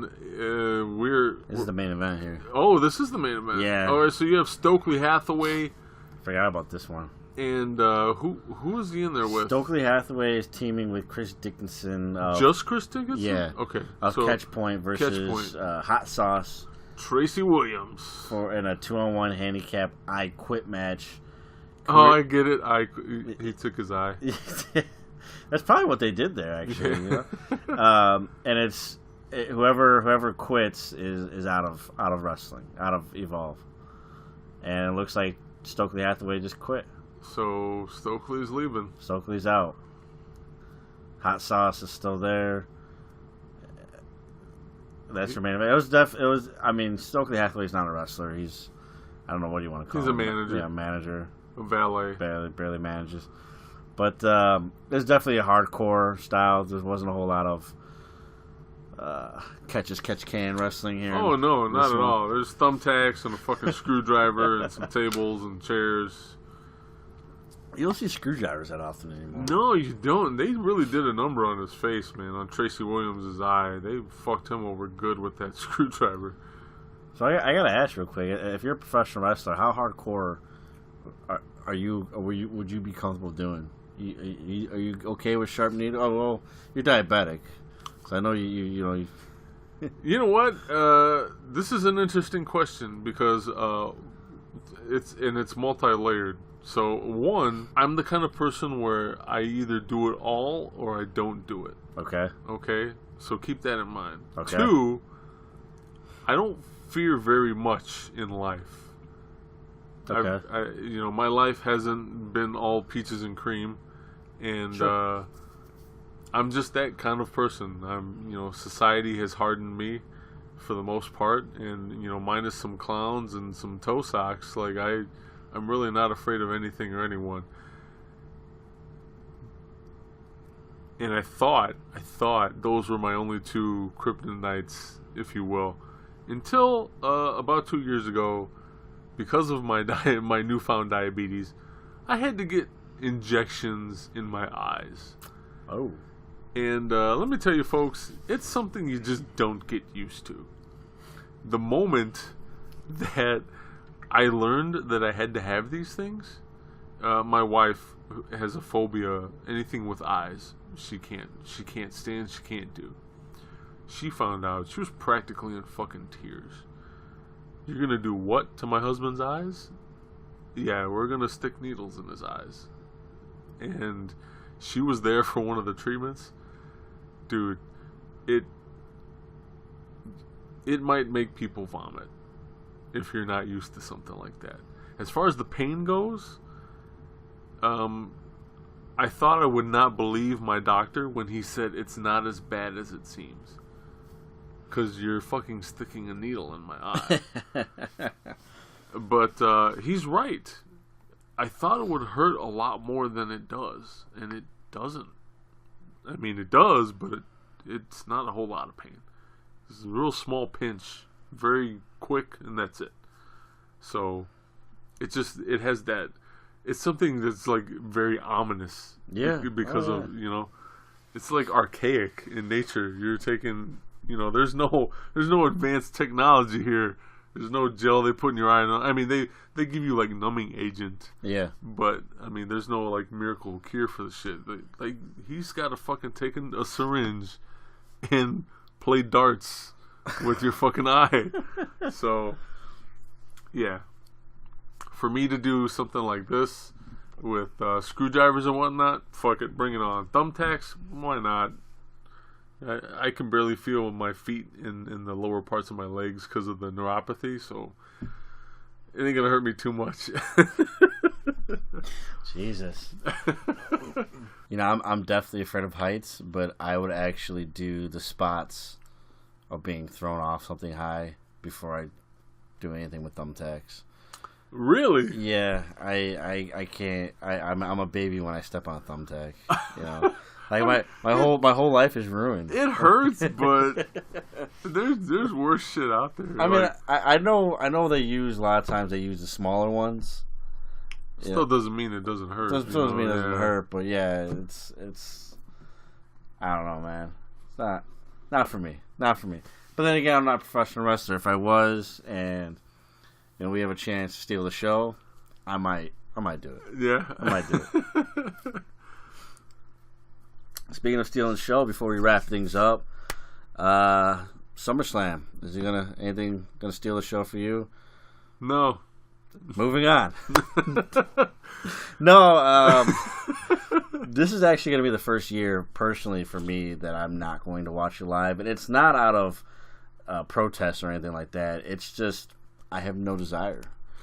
First time in a long time that I'm not watching SummerSlam live. Yeah, just don't want to. Same here. Again, my daughter is pretty much completely unenamored with the WWE product right now. So am I. And I really can't. Like, nothing sticks out to me. Nothing is exciting to me. It's nothing that I have to watch right away. Anyway, I mean, I will watch the card eventually. I will watch the show, but I'm not going to do it live. And let me tell you, if I do, if on the off chance that I do, it'll be because I'm probably busy working on a website or something. Yeah. So, just for like background noise. So I mean, Finn Balor, you and I are not his biggest fans, but he's a good talent. He gets Baron Corbin for the second time in a row. Yeah, not interested. Shinsuke Nakamura versus Jeff Hardy after the stunt they pulled at Extreme Rules. Nope. Not interested. Daniel Bryan versus The Miz is everybody's dream match. Besides, everybody that isn't an actual wrestling fan. Not interested. Carmella is still your SmackDown Women's Champion. I'm not interested in who she's facing. I don't care. Dolph Ziggler versus Seth Rollins should be a decent match. but again, it's going to be more storytelling than wrestling. Not interested. Braun Strowman, moving on. Yeah, not interested. Bludgeon Brothers versus New Day. No, thank you. No, thank you. Alexa Bliss versus Ronda Rousey. I don't want to see Alexa job for Ronda. Yeah, and I like we talked about before on the previous episode. I hate to say it, but there's a good possibility. There's a good possibility that Ronda Rousey in what, her third match on TV at least, is going to be champion. That's good business there. Andrade Cien Almas, as we said, he's teaming with Zelina Vega, take on Rusev and Lana on the pre-show. No thanks. It's a fucking pre-show match. Pre-show match. Yeah, that's. I'm glad he left international wrestling, indie wrestling for that. Yeah. B teams defend the titles against the Revival on the pre-show. Cedric Alexander and Drew Gulak. How about this? The Cruiserweight Championship can't make the fucking main show still. Pre-show match there. Cedric Alexander versus Drew Gulak should be a really good match, actually. Yeah. That's going to be on a pre-show, so maybe if I got nothing going on Sunday afternoon, maybe I'll turn the pre-show like 4:20-ish, because that's when they'll be on. Bro. Yeah, bro. That's for you. AJ Styles versus Samoa Joe. I want to care about this. I want to care about it. I fucking want to care about it, but they're gonna ruin it, man. They're gonna ruin it for me. I'm gonna wait and I'm gonna look at other people's reviews. Usually, I make my own opinion. I'm gonna make my opinion on whether I should watch this based off your reviews. So if you hear me out there, definitely let me know. And then of course you have who's this guy? Is it Brew? Lesnar? I never heard of this guy. Apparently he's defending something called a Universal Championship against Roman Reigns. It's this piece of leather that has some gold on it. Yeah, it's red, isn't it? I don't know. It's been so long since I've seen that fucking thing. I don't know what color it is anymore. Yeah, that's happening. That's your main event. Nothing sounds appealing there. Saturday night, I might check it out though. NXT Takeover Brooklyn. Yes, I'm excited already. You got the Undisputed Era defend the tag team titles against Mustache Mountain, who we got to see live. That, you know what? That was probably one of my only regrets at that Progress show, is that we didn't get to see Mustache Mountain as a tag team. Yeah, that would have been so cool. They're so good as a team. I absolutely love them. This is a great rivalry too between these two teams. Hell yeah, dude! That's gonna be another good match. Understatement. Yeah, oh yeah, absolutely. You have Shayna Baszler defending the women's title against Kairi Sane. A rematch to last year's Mae Young Classic final. Yep. Now it's for a belt. Shayna Baszler is definitely coming to her own. She's a legit worker. I think she retains. I think so too. Yep. I think they're gonna keep this going on for a long time, or at least for a while longer. You got Velveteen Dream versus EC3. Oh shit! Velveteen Dream, he's due for a win too at a big show. He is. Velveteen Dream is the only bad thing about him is that he works for WWE. He does it well though. He does it well. You got Adam Cole, baby, defending his North American Championship against Ricochet. And now, you know what? Is that still going to go on? Do we know for sure? Because Ricochet's hurt. Oh, Ricochet's hurt. As far as I know, he's hurt. I don't know if that's going to keep him out of the ring. And quite honestly, I couldn't tell you what kind of injury it is because I haven't kept up with it, but I do know he's supposedly hurt.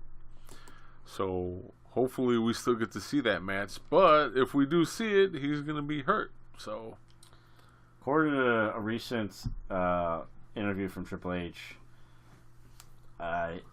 his answer is yes and no. He tweaked a little bit, but it looks like he's still going to go on. Okay. So Adam Cole versus Ricochet. I'm always excited to see Adam Cole and Ricochet. So hopefully he can work, whether he's injured or not. I mean, shit. That should be a barn burner, man. Yeah. Can't wait. Speaking of injured, Aleister Black got injured, and he dropped the NXT Championship to Tommaso Ciampa. And Tommaso Ciampa is going to defend that title against Johnny Gargano in a last man standing match. It should be good, but personally, I hope this is the last time. Yeah, that they do this. I agree. I think I think it needs to be oversaid and done with, and I think the only reason they're doing this is because Alistair got hurt. Yeah. So. But those two got some good chemistry together. It should be a fun match. I'm not trying to take any of that away from them. You see, ladies and gentlemen, the point of all this is that we can praise WWE with something. I'm not watching SummerSlam. You're not watching SummerSlam. Again, it's not out of protest. It's not. We're not telling you not to watch it. If you want to watch it, fine. You don't have ways of doing it. Go to our website 20x20crew.com/podcast/WWE Network. You'll be redirected to what we feel is an awesome deal for the WWE Network, Yeah, and I subscribe to it. I mean, it's not something I watch on the regular, but they have awesome stuff on there. You can't deny that their network is awesome. Yeah, And they have- absolutely. especially when it comes to old school stuff. They got a lot of old school stuff. So, yeah, come get it through us and possibly at a discount. So, Yeah. And we're going to wrap this up. Thank you again for joining us for our 26th episode. 26. 26. You believe that? No, I don't. Man, our show is in its mid-20s. It's growing up so fast. Before we go, though, on a sadder note, we recently found out about the passing of the legendary Jim the Anvil Neidhart. Obviously, our condolences go out to the entire Neidhart and Hart family and all the fans out there. We are definitely mourning his passing as well. For you, what did Jim Neidhart mean to you? Tag team wrestling.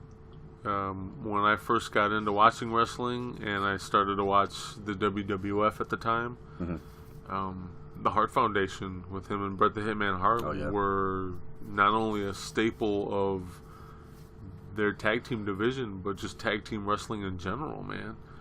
The way they had chemistry in that ring together, and to watch them grow over the years was something awesome, something special to me. Well, definitely one of my favorite tag teams of all time. That should be on everyone's list, man, for top tag teams. Yeah, it's the original Hart Foundation. I can't say that I agree with everything that he's done in his career. I wish he would have kind of cut it short a few times, because to watch him come back and then just not be himself, right? Just would inevitably hurt him in his career, you know. But it's still sad. It's still sad that he passed, and again, our condolences to all the family members. You know, stuff like this gets reported on the internet when it happens, and it's a news article, it's a news blurb, and that's it. And for me, you know, it's another article, and unless I sit and take the time to, you know, soak it all in, it doesn't really faze me too much. But I found a photo, and then I posted that photo in our Facebook group of the Hart Foundation with British Bulldog, Brian Pillman, And Brett Nolan. and Brett Nolan. Yeah. And Brett is the only one in color in the photo now. You know, he's the sole survivor of that organization, that clique, if you will. And to see that, Makes you put things in perspective, that's for sure. it hit me like a ton of bricks. I was like, holy shit, I had not thought about that until Yeah. I saw that photo. And yeah, it's so disheartening, man, to just lose another famous wrestler that I grew up watching. Yeah. You know, it's man, it was sobering, to say the least. You know, it's like coming to an end of a generation, if you will. And, you know, the thing is, I know he wasn't in the best of health in his recent years, but still a young guy. Yeah. You know, so for me, that picture, that faction, that Hart Foundation, for that time, that was during a time when I was breaking into the business. If you remember back in episode 1 when I broke into wrestling, That was maybe less than a year after I started watching wrestling, and that was the first faction that I've ever seen. I understand, I'm showing my younger age here, where you had the Hart Foundation of Bret and Neidhart in the 80s and early 90s, which I eventually obviously went back to see and see the level of matches they were putting on. But it was such an intriguing faction, and like before I knew what heel was, I knew these guys were the epitome of heel. And to me, stuff like that always stands by me, because you have guys that are closest thing to perfecting the business, especially at that time, as far as the overall perspective of what they're trying to convey, what message they're trying to convey. And I didn't get it at the time, because it's like, why do you want people to hate you? And they did it so well. And going back and watching his matches with Bret and seeing the Anvil during his prime, man, he was obviously a powerhouse. Yeah. But I think what people kind of forget is that he had great technical wrestling ability. He did. And obviously Bret Hart was a technician, but especially if you will go back to the earlier matches with Anvil was kind of the guy that taking over those matches more so than Bret. Mm-hmm. And it showed. He was a great ring general, and that kind of gets lost in the shuffle a bit. And I implore people to take advantage of things like WWE Network, to go back and see what we're talking about there, and just enjoy some great, fantastic tag team wrestling. And you're right, that picture that you posted really took me back too, and it's really disheartening is the perfect word, because that's exactly what it was for me, and it was just holy shit, the last of a dying breed, if you will. Mm-hmm. So but yeah, that's our thoughts on that. Again, our condolences to the family, and to anyone that's deeply affected by that. Jim Neidhart, wherever you're at, we both hope that you're resting in peace. Absolutely. If you want to see the picture that we're talking about, you can catch it in our Facebook group, facebook.com/groups/20x20talk. We are available on Facebook. Our Facebook page is facebook.com/20x20crew. You can catch us on Twitter at 20x20crew, Instagram at 20x20crew. Our home base, obviously, on the web is 20x20crew.com. You can find everything and anything you want to know about the 20x20 crew there. We also are on YouTube, still looking for subscribers. 20x20crew.com/podcast/YouTube, where we have exclusive content in the form of the following contest, where we fantasy book matches and we put them on YouTube and YouTube only. Starting in September, we have an Instagram promotion going on. That'll start September 2nd, right after All In. So be on the lookout for that. And then before we go, one last parting notion here. I want to give a shout out to a little girl who's extended family of the 20x20 crew. Her name's Dina. Dina, I hope meeting Pete Dunne the other night was the highlight of your night and your life, and I hope you continue to stay a wrestling fan. So until next time, we will see you in the ring.